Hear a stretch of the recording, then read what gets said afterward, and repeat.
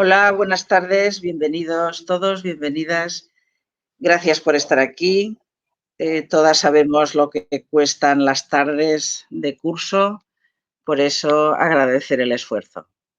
Hoy tenemos la gran oportunidad, ya anunciada en anteriores semanas, de contar con el profesor Albert Clemente, director del grado en Criminología y Ciencias de la Seguridad de la Universidad Internacional de Valencia, la BIU. Es profesor de la asignatura Fundamentos y Teorías Criminológicas y de Victimología y Perfilación Victimológica, para hacer un resumen y no alargar esta presentación. Decir que, junto a la gran estima personal que me une al profesor Albert, está su carrera en criminología, sus investigaciones originales, además, y el gran honor, repito, de tenerlo entre nosotras, sobre todo porque nos va a aportar esta parte que reiteradamente he estado diciendo que nos faltaba, que es un marco teórico a todo aquello que estamos aprendiendo. No voy a robarle más tiempo. Albert, por favor, adelante. Muchas gracias por estar aquí. Muchas gracias, Esther. Muchas gracias por tu amabilísima presentación. Sabes que esa estima es mutua, es decir, el respeto que también te tengo y que te considero, siempre te he dicho, una maestra en muchos aspectos digamos, de la victimología, y he tenido también el honor y el privilegio de trabajar y de publicar contigo algunas investigaciones. Agradecer también la amable invitación que ha tenido conmigo la Asociación Castelló LGTBI y bueno, pues espero responder a esas expectativas que habéis depositado en mí respecto precisamente a otorgar un marco teórico de una manera breve y focalizando en algunos aspectos que considero de interés. Si sois tan amables de avanzar en la presentación. Mi intención es, como podéis imaginar, a la hora de realizar un marco teórico, no es ni mucho menos hacer un abordaje, diríamos, de manera completa de qué es victimología, para qué sirve y todos los conceptos que incluye la disciplina, sino más bien incidir en determinadas cuestiones que me han parecido interesantes incluir para esta específica intervención. Ahora sí, sí que es importante comenzar otorgando una definición o concepto a la materia que vamos a ver, para luego ir descendiendo a esas definiciones que, como os digo, considero de interés. La victimología se considera una disciplina, una ciencia multidisciplinar y que se ocupa de los procesos de victimización y desvictimización, según a juicios de algunos autores, como Tamarit, pero otros autores, como por ejemplo Gemma Barona, utilizan la palabra recuperación en lugar de desvictimización. ¿De acuerdo? Por lo tanto, la disciplina de la victimología se ocuparía de su objeto de estudio, estaría en ese segmento que formarían los procesos tanto de victimización como de recuperación o desvictimización. Fijaos, es una disciplina muy, muy moderna, porque a pesar de haber nacido en los años 40, con digamos, una orientación más bien teórica aproximativa, de índole tipológica, que se preocupaba más de lo que se denominaba intervictimae, o también el grado de precipitación de la víctima respecto a lo que era digamos, la comisión de un delito. No es hasta prácticamente los años finales de los años 60 y primeros 70 cuando surge también una victimología más promocional o activista, que se va ocupando y preocupando más de los derechos en cuanto a asistencia y apoyo social de las víctimas de los delitos, dejando atrás, ¿no?, esa primera orientación más de corte positivista, clasificatorio, ¿no? Tipologizante. En ese sentido, a día de hoy, y por hacer un resumen, por ofreceros una síntesis, podemos decir que la victimología puede ser pluriparadigmática, es decir, podemos hacer una aproximación tanto desde, si me permitís utilizar la expresión, criminología crítica o desde la criminología positiva, entendiendo el concepto de victimología, entonces, dentro de lo que sería la otra cara de la criminología. En ese sentido, la victimología crítica ahondaría en el cuestionamiento de conceptos como víctima, como cuestionamiento de la desigual distribución de riesgo y vulneración victimal y el poner en solfa todas aquellas victimizaciones no visibles o victimizaciones ocultas. Desde un punto de vista, desde un paradigma más positivo o científico, podíamos encontrar el interés sobre el concepto de recuperación y resiliencia. Si pasamos la diapositiva, una de las cuestiones nucleares para entender por qué cuando he comenzado, digamos, esta exposición a decir que es una disciplina muy joven, muy incipiente. Fijaos que os he señalado un poco esa década de los 70, apenas prácticamente ni medio siglo de historia de victimología científica. Es interesante saber de dónde venimos, a dónde vamos, y para ello muchas veces es interesante detenernos en hacer un análisis etimológico para ver, en este caso, de dónde viene el concepto víctima que manejamos coloquialmente y las, digamos, peculiaridades y las distintas construcciones sociales que podemos realizar en torno a este concepto. Fijaos que os he puesto aquí lo que podéis ver si entráis en este link, en este enlace que tenéis en la parte izquierda de la pantalla, las acepciones de la Real Academia Española en su diccionario. Si buscamos víctima, vamos a encontrar que la primera acepción significa persona o animal sacrificado o destinado al sacrificio. Bien, esto no es algo que sea privativo de la lengua castellana. En la parte derecha de la pantalla os he compartido un artículo científico. Es una monografía especial que realiza el autor Jan van Dijk, uno de los grandes metodólogos que tenemos en victimología. Ha trabajado en muchos proyectos de encuestas de victimización. En este trabajo en concreto, este autor se centra en hacer un recorrido lingüístico, filosófico, al respecto del origen del término víctima. Y esta acepción que encontramos en castellano la podemos encontrar en todas las lenguas que derivan del latín, en todas las lenguas indoeuropeas, incluso en todas las lenguas, incluso el árabe y el hebreo. Y en oposición a otras lenguas como el chino o el japonés, que utilizan una palabra que significa la persona perjudicada por un mal.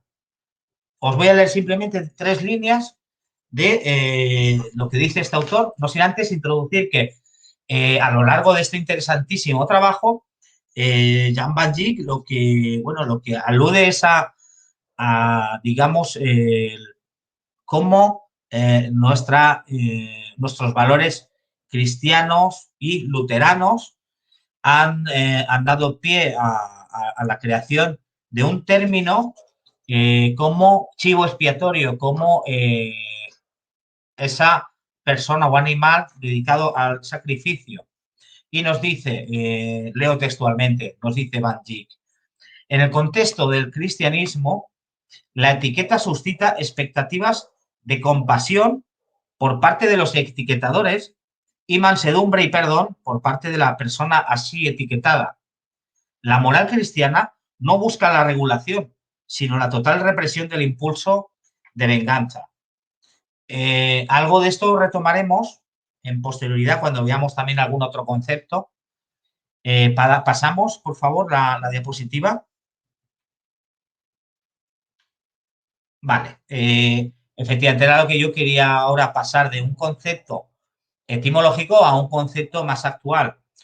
Fijaos, existen muchas definiciones de víctima según distintas regulaciones legales, ¿de acuerdo? Pero la definición más extensa en cuanto a derechos es la que otorgaba la Declaración sobre los principios fundamentales de justicia para las víctimas de delitos y del abuso de poder. Fijaos que esto fue bajo una resolución de las Naciones Unidas, no fue vinculante, pero sí marcó un hito tanto en reconocimiento de derechos como en, digamos, recoger la posibilidad de implementar servicios de asistencia y apoyo a víctimas. Era importante realizar una buena definición de víctima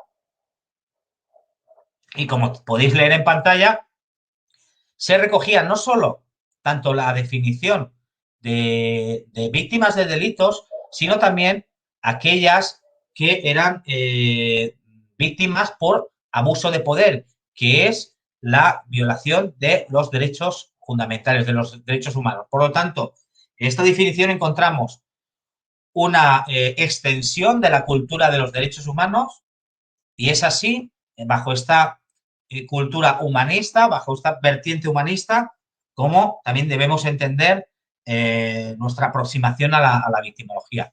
¿Pasamos, por favor?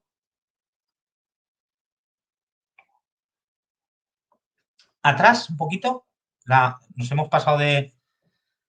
Es muy bien. Fijaos, había otra diapositiva, pero la vamos a dejar para ajustarnos a estos criterios de brevedad y de solidez en los conceptos. Había, creo que también una diapositiva que os había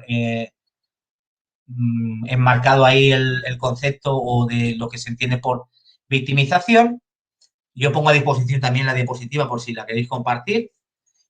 Aquí la victimización se entiende como una doble dimensión. Por una parte, el hecho físico, físico se entiende el hecho que supone ese trauma, ese impacto negativo, y por otra parte, esa otra dimensión psicológica de ese daño que produce el primer hecho, digamos, traumatizante. Bien, cuando hemos sido sujetos de esa victimización, hay un concepto sumamente importante que debemos de manejar con cuidado, que es el concepto de victimidad. Y es, este concepto lo apuntó en su momento Mendelssohn. Él decía que era la condición objetiva de toda víctima. Actualmente entenderíamos que es aquella condición objetiva que caracteriza a todas las víctimas, pero con la siguiente connotación. Digamos, en un Estado de Derecho, el resultado natural de haber sufrido una victimización es el acceso a un ámbito público de reconocimiento de derechos. Ese ámbito público de reconocimiento de derechos sería la victimidad. Y esa victimidad, y basándome en un maravilloso trabajo de Miriam Herrera Moreno, va a estar, digamos, sujeta a dos fuerzas, a dos, diríamos, elementos. Por una parte, el elemento real de la recepción del delito y por una parte, la construcción social, el imaginario, como la designación o no de víctima por parte de las fuerzas sociales. Aquí podéis tener en pantalla este cuadrito, en esos alineamientos, dependiendo de si hay ese reconocimiento social o si existe esa autopercepción. Lo que nos dice esta autora es que la única visión clara para ser y disfrutar de esa victimidad sería ser al mismo tiempo una víctima autoidentificada y también reconocida como tal por el sistema social y sus instituciones. Por lo tanto, esa sería la víctima real que sería, bajo estos parámetros, entiendas esta metáfora, bajo estos parámetros, la única no problemática, la única forma de entender la victimidad de manera no problemática. Entiéndase esto como un tipo ideal y como una metáfora de las distintas realidades que nos podemos encontrar. Así, por ejemplo, podéis ver a esa no víctima, esa víctima rechazada o esa víctima designada. Pasamos diapositiva, por favor. Otro concepto que ha marcado, ahí estamos, ¿vale? Que ha marcado también y que marca cuestiones en las que podemos recuperar aquello que vimos en la primera diapositiva cuando hablábamos a nivel etimológico de víctimas y de la moral luterana, católica sobre todo, respecto a estos estereotipos, es la construcción del retrato robot de la víctima ideal que, bueno, postuló el criminólogo Nels Christie en los finales de los años 80 y que constantemente manejamos cuando cualquiera que nos aproximemos a realizar un abordaje victimológico de la realidad de cualquier situación cuando estamos analizando procesos de victimización, puesto que no deja de estar de rabiosa actualidad. Es decir, esas digamos, equilibrios, ¿no?, de fuerzas entre, y también para ello me voy a ayudar para hablar de este tipo ideal de víctima de la época esta que os he comentado antes, más clásica de aquellos Mendelssohn y von Hentig, que, bueno, realizaban un abordaje para estudiar a las víctimas en la que establecían unos grados de culpabilidad correlativa, unos grados de precipitación victimal, en los cuales había un eje nuclear que era la inocencia o no inocencia de la víctima, es decir, a mayor grado de inocencia de la víctima, a mayor grado de inocencia de la víctima, mayor culpabilidad del agresor y viceversa. Esto ha influido en décadas posteriores esta idea, digamos, de la fungibilidad o no de la víctima para construir, ya os digo, este retrato robot por parte de Nels Christie, en el que en nuestro imaginario colectivo, una víctima, y sobre todo, si os pido que hagáis una abstracción a partir de ahora, cuando oigáis informativos o oigáis algún relato, cada vez que se habla de era una víctima inocente, paraos a pensar, hacer ese esfuerzo, y entonces vamos a imaginar esa suerte de víctima ideal, que es esa persona débil en comparación a un agresor grande y malvado, esa persona virtuosa que no está realmente realizando nada que le pueda ser reprochable, que haya podido precipitar ese crimen, una persona de total inocencia, y ha sido una victimización totalmente azarosa, no hay conocimiento entre víctima y autor. El agresor, como os digo, es, ya lo hemos dicho en el primer elemento, grande, malvado, claramente culpable, y la víctima, claro, al ser tan inocente, es una víctima no amenazadora. Si hacemos esa construcción de ese retrato robot, podemos inferir por qué en determinadas circunstancias estamos viendo continuamente cómo se producen repetición constante de estereotipos, de cómo tiene que reaccionar, declarar y decir una víctima para ser considerada creíble. Todo lo que se aparta de este perfil de víctima ideal, aquí podríamos encarnarlo, el ejemplo que ponían en el Christie, era esa inocente ancianita, menudita, totalmente despistada, que iba a lo suyo y era agredida por un malhechor fuerte y malo y le robaba todo lo que llevaba de valor en su bolso, ¿no? Entonces, todo lo que sea parte de esta caricatura, de este retrato robot, nos va a producir una serie de cuestionamientos que, como os digo, pues, se produce este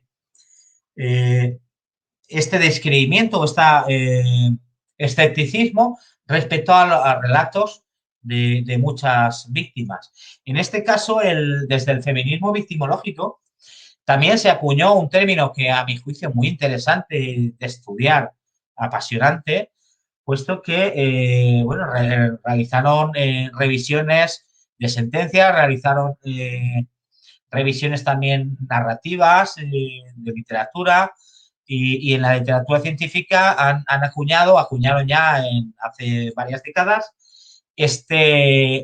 digamos, este término denominado la víctima inequívoca para llamar la atención sobre lo que se espera de la víctima ideal en delitos de agresión sexual. Pasamos adelante. Vale, un poquito más atrás. Y vale, la victimización secundaria es un concepto sumamente importante, puesto que está comprobado por parte de las personas profesionales que trabajan en atención a víctimas y por parte de las investigadoras que trabajan en este campo, que tan grave o más como la propia victimización puede ser la reexperimentación de lo vivido a causa de tener una mala atención por parte de aquellas instituciones que deben proteger a las víctimas. Cuando estamos escuchando que se legisla, se disponen medidas de protección a víctimas, normalmente lo que vamos a encontrar, si vamos un poquito desentrañando e investigando, es que todas esas medidas tratan de minimizar o prevenir la victimización secundaria. Aún así, esto en los últimos simposios de victimología celebrados se pone de manifiesto que aún tenemos mucho por hacer en esta cuestión. Pasamos adelante. Solo quería en la siguiente diapositiva, una imagen vale más que 1000 palabras. Aquellas personas que podáis ver la serie Creedme, que bueno, que deciros que es un ejemplo desde el inicio hasta el fin de buen retrato por parte de los profesionales que han concebido esta serie y demás, de lo que es en realidad la victimización secundaria y de una manera, vamos, bárbara. Pasamos. Bien, no vamos a abordar ahora el concepto de simplemente voy a citarlo.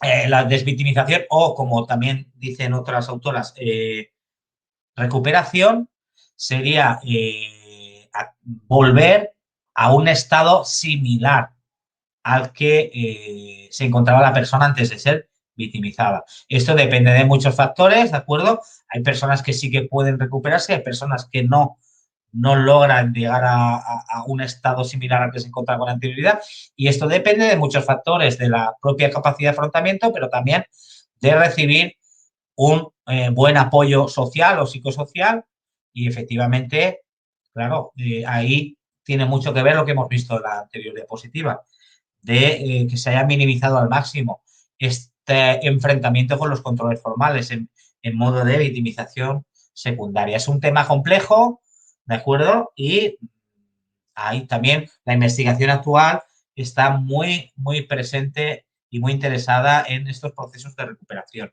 Seguimos adelante. Vale. Ahora únicamente para finalizar, lo que quiero es hacer unas breves alusiones a la diferencia que existe entre la víctima de riesgo y la víctima vulnerable y hacer una especial mención a las víctimas vulnerables, y con esto diríamos habríamos finalizado esta exposición. Mira, muchas veces se habla confundiendo términos de lo que es una víctima de riesgo y de lo que es una víctima vulnerable. Una víctima de riesgo estaremos hablando a nivel probabilístico, únicamente probabilístico en función de determinados parámetros, de que es una persona que pueda tener más probabilidad de ser victimizada según, pues ya os digo, determinados parámetros como el sitio donde vive, el sexo, la edad, el grupo étnico, etcétera, etcétera, ¿de acuerdo? De determinados parámetros sociodemográficos, sí, y más otros añadidos, ¿de acuerdo?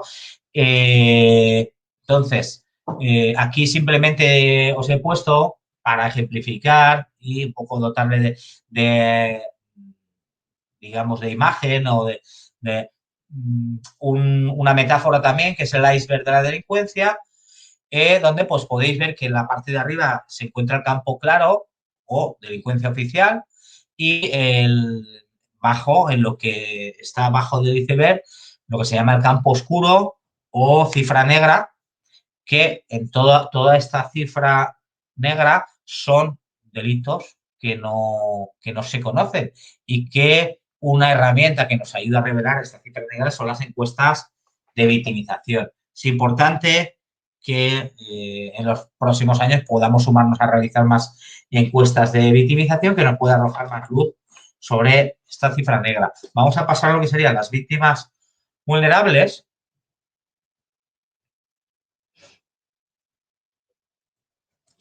Como os decía, víctima de riesgo es aquella que tiene, sí, ahora explico esta y luego nos iríamos a las víctimas vulnerables. Como os decía, la víctima de riesgo es aquella que tiene una mayor probabilidad de convertirse en víctima. Y aquí simplemente os he querido mostrar un par de infografías para deciros que en función de algún parámetro X podemos tener más o menos probabilidad de ser víctimas de delitos. Podéis ver aquí en la parte izquierda, estos están extraídos de informes de la ONU de homicidio. Entonces, podemos ver que el riesgo de sufrir homicidio es mucho más alto en hombres jóvenes de aproximadamente 15 a 29 años de edad sobre el resto de grupos etarios, ¿vale? Cuando ponemos la lupa en determinadas situaciones interpersonales, y vemos la infografía de la parte derecha, podemos ver que las mujeres en el ámbito familiar ya se desbalancea. Veis que en general el 80% de hombres son víctimas de homicidios, el 20% de mujeres son de homicidio en el ámbito general, pero si nos vamos al ámbito familiar y al ámbito de pareja, hay un desbalance totalmente contrario.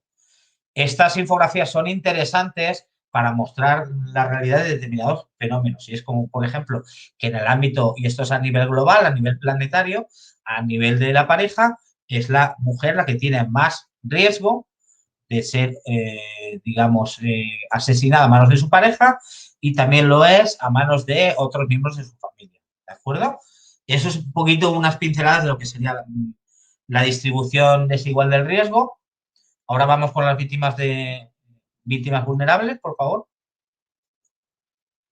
Vale. Y la víctima vulnerable es aquella víctima que ya lo ha sido, ya ha sido victimizada. Y que una vez ha sido victimizada, observamos que tienen mayor riesgo de, digamos, de no recuperarse plenamente. Que quedan afectadas psicológicamente y, por lo tanto, pues pueden desarrollar cuadros clínicos, pueden desarrollar, digamos, secuelas. Bien, como os he comentado antes de determinadas disposiciones legales, pues una disposición legal que es, diríamos no, es de hecho normativa, es de obligado cumplimiento y por lo tanto ha sido traspuesto al ordenamiento jurídico interno nuestro, que es lo que supuso el Estatuto de la Víctima del Delito del año 2015. Esta directiva, promulgada en el 2012, en su artículo 22, lo que hace es recoger, a partir del artículo 22 y luego en el artículo 23, ¿de acuerdo? Recoge cómo se debe de gestionar la evaluación de las circunstancias individuales para también extraer qué necesidades concretas de protección tienen determinados colectivos de víctimas. Entonces se pasa de una visión más estática, donde únicamente se reconocía la condición de víctima vulnerable a los menores incapaces, a una visión más dinámica que, ya os he dicho, aboga por esa evaluación de las circunstancias individuales y una determinación de las necesidades concretas. Y digamos, en este articulado se recoge por la especial relación de dependencia que tienen los menores de edad como grupo, digamos, especialmente vulnerable. En determinadas características personales de las víctimas, pues también podemos ver ahí en pantalla, en subrayado en negrita, que es por motivos de prejuicios o discriminación relacionados en particular con sus características personales, o víctimas cuya relación con el infractor o su dependencia del mismo les haga vulnerables. Aquí podemos ver dos ejemplos. En el primero de ellos, claramente, víctimas de delitos de odio, y en el segundo ejemplo, víctimas de violencia de género.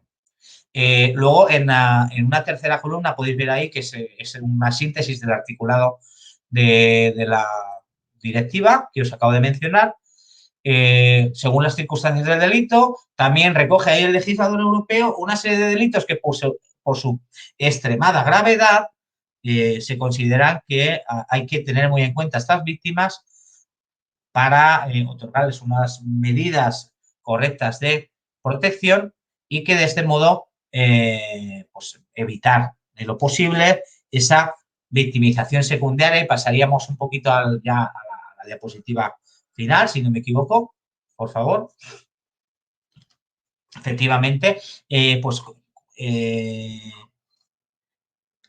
una de las cosas que he repetido, a pesar de, bueno, no sé si nos hemos extendido mucho en el tiempo, pero una de las cosas que hemos repetido es la necesariedad de minimizar, prevenir esa victimización secundaria. Y una de las cuestiones que a mí pues, me enorgullece haber trabajado y seguir en contacto con mi compañera, la profesora Esther Giovanni, es el tema, o sea, haber indagado, haber podido participar de toda la experiencia profesional de mi compañera Esther respecto a una cuestión que ella lleva mucho tiempo desempeñando y que felizmente la directiva europea contemplaba, como es el tema del acompañamiento a la víctima, pero que también felizmente en nuestra legislación nacional ha superado las expectativas de digamos, esa legislación de mínimos a la que estábamos obligados a transponer. Hemos superado ese acuerdo, diríamos, de mínimos, y es de destacar la potencia y la utilidad de utilizar esta herramienta de apoyo social, que es el acompañamiento a la víctima, de tal manera que se pueda utilizar, se pueda acompañar a la víctima desde el primer contacto con las autoridades y funcionarios, más allá de ese acompañamiento físico, sino un acompañamiento desde ese primer contacto. Para finalizar, únicamente decir que si queremos realizar una buena atención, un buen apoyo a las víctimas, debemos profundizar en todo aquello que va a minimizar, porque es muy difícil decir que vamos a erradicar la victimización secundaria, pero en todo aquello que pueda minimizar, que pueda prevenir esa mala praxis, esa mala atención hacia las víctimas, y por tanto ese es el reto que tenemos que marcarnos todos los días. Y con esto, pues, me pongo a vuestra disposición por si queréis realizar alguna pregunta o... Muchas gracias, Albert. Muchas gracias especialmente de mi parte, porque sé que ha supuesto un gran esfuerzo por la tuya de resumir todo aquello que era necesario al menos mencionar. Muchísimas gracias. Ha enmarcado exactamente lo que requería este taller. Exactamente.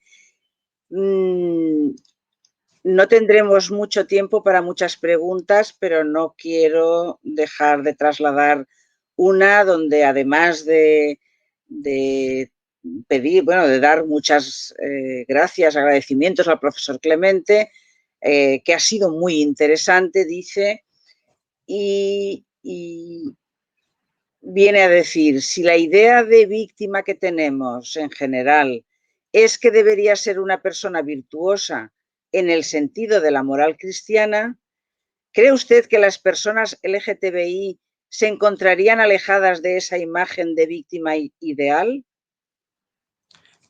Bajo esos parámetros, rotundamente sí, claro, totalmente alejada, pero no solo esa persona, sino múltiples personas que no se ajusten a esa moral, digamos.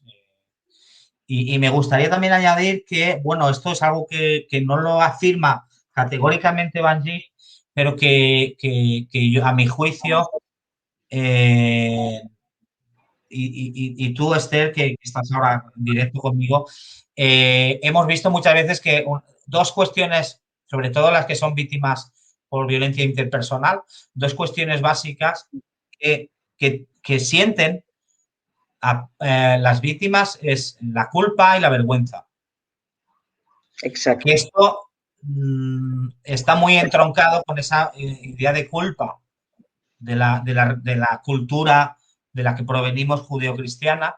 Sí. Esos valores morales estamos muy mediatizados aún en esos anclajes. Sí, en ello estamos. Estos talleres, en parte, son precisamente para dar a entender a los operadores funcionarios este extremo. Yo no sé cómo agradecerte, Albert, tu Yo presencia aquí. está muy a gusto, de verdad, ¿eh? Sí, sí, me consta de que eres fácil de proporcionar siempre, siempre tus conocimientos. Pero aún así, insisto, estamos muy agradecidos de tenerte. No vamos a poder pasar más preguntas porque el tiempo acordado era este, así se estableció en su momento y esperamos que, si no en breve, porque no va a ser posible en breve, en un plazo moderado podamos contar con el profesor Albert Clemente en otra ocasión. Muchas gracias. Buenas tardes por la asistencia Muchas a todas gracias. y a todos. Muchas gracias, Albert. Buenas Gracias. tardes.